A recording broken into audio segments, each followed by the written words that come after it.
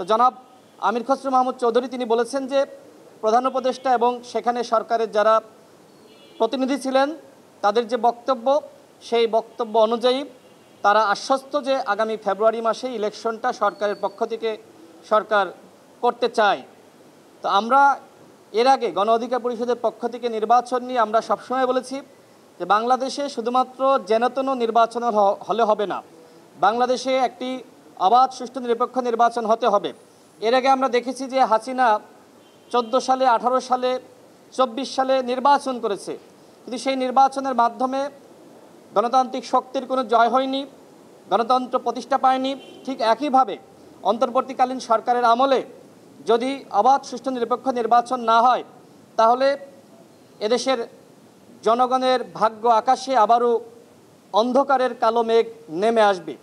যেটি আমাদের মাননীয় প্রধান উপদেষ্টা বলেছেন যে এইবার তিনি এমন একটি নির্বাচন করতে চান যে নির্বাচন জাতির কাছে অত্যন্ত গ্রহণযোগ্য হবে, এবং যদি অবাধ সুষ্ঠু নিরপেক্ষ নির্বাচন জাতিকে উপহার দিতে না পারেন তাহলে তার নিজের কাছে তার অপরাধী বোধ মনে হবে। তা আমরাও মনে করি যে সরকার যে অবাধ সুষ্ঠু নিরপেক্ষ নির্বাচনের লক্ষ্যে এগিয়ে যাচ্ছে, সেক্ষেত্রে প্রত্যেকটা রাজনৈতিক দলের অবশ্যই সহযোগিতা করতে হবে। বিশেষ করে এখন আমরা লক্ষ্য করছি যে ওইভাবে নির্বাচন নিয়ে দলগুলো সরকারকে আর চাপ দিচ্ছে না। মূলত এখন রাষ্ট্র সংস্কার এবং গণহত্যার বিচারে প্রত্যেকটা রাজনৈতিক দল এই মুহূর্তে সরকারকে সহযোগিতা করছে। ইতিমধ্যে ঐক্যমত কমিশনের পক্ষ থেকে বৈঠক হচ্ছে, আমরা লক্ষ্য করছি যে এই বৈঠকগুলো অত্যন্ত ফলপ্রসূ বৈঠক।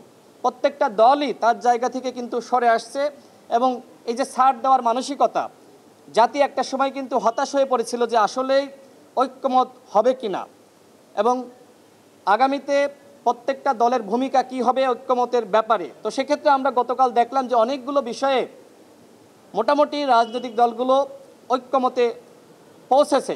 এখন শতভাগ তো আসলে ঐক্যমত হবে না, কিছু কিছু হয়তো ভিন্নমত থাকবে। তো সেক্ষেত্রে করণীয় কি?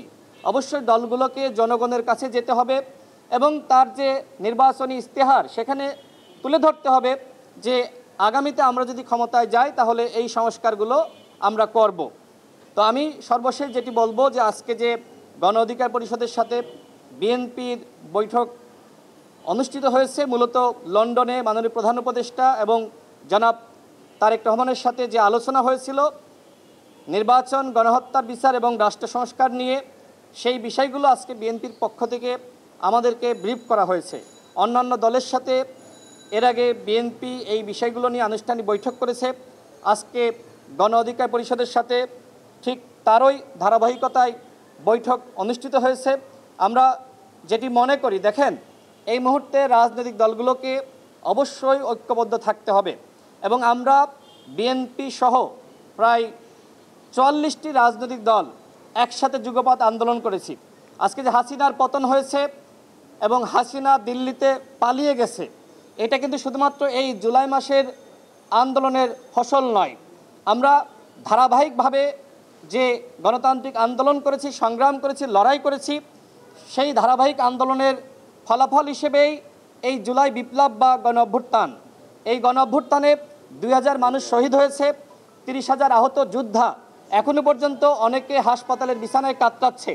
এইবার যদি আমরা নতুন বাংলাদেশ গঠন করতে না পারি তাহলে আর কখনোই আমরা এদেশের সংস্কার করতে পারবো না, আমরা নতুন বাংলাদেশের স্বপ্ন আমরা আর দেখতে পাবো না। একই সাথে সাম্য, মানবিক মর্যাদা, সামাজিক সুবিচারের যে বাংলাদেশের গল্প আমরা শুনছি, সেই গল্পেরও কিন্তু বাস্তবায়ন হবে না। সুতরাং মহান আল্লাহ রাব্বুল আলামিন এইবার এদেশের জনগণের হাতে আমি মনে করি যে শেষ সুযোগ দিয়েছে যে নতুন রাষ্ট্র বিনির্মাণ করার। আর সেই ক্ষেত্রে রাজনৈতিক দলগুলো, ফ্যাসিবাদ বিরোধী শক্তি, যুগপৎ আন্দোলনের শক্তি যদি নিজেরা একতাবদ্ধ না থাকে তাহলে সেই নতুন বাংলাদেশের স্বপ্ন ধূলিসাৎ হয়ে যাবে। তারই অংশ হিসেবে মূলত আজকে বসা। বিএনপির সাথে আমরা 22 সাল থেকে একসাথে যুগপৎ আন্দোলন করেছি। আমরা মনে করি হাসিনা পালিয়ে গেছে, কিন্তু হাসিনার ফ্যাসিবাদ এখনো পর্যন্ত পুরো বাংলাদেশে বিভিন্ন দপ্তরে, সেক্টরে রয়ে গেছে। সুতরাং লড়াইটা যে শেষ হয়ে গেছে হাসিনা পালানোর সাথে সাথে আমরা সেটি মনে করছি না। অবশ্যই যতক্ষণ না পর্যন্ত রাষ্ট্র সংস্কার হচ্ছে, গণহত্যা বিচার হচ্ছে, এই যুগপৎ আন্দোলনের সম্পর্ক আমাদের মধ্যে থাকবে এবং আমরা মনে করি একে অপরকে সহযোগিতা করা, নিজেদের ভিতরে সহনশীলতা, এগুলো যদি আমরা প্রত্যেকটা দল বিশেষ করে যুগপৎ আন্দোলনের শরিক আমাদের ভিতর রাখতে পারি, ইনশাআল্লাহ আগামীতে নতুন বাংলাদেশ গঠন আমরা সবাই মিলে করতে পারবো। আপনাদের সকলকে ধন্যবাদ।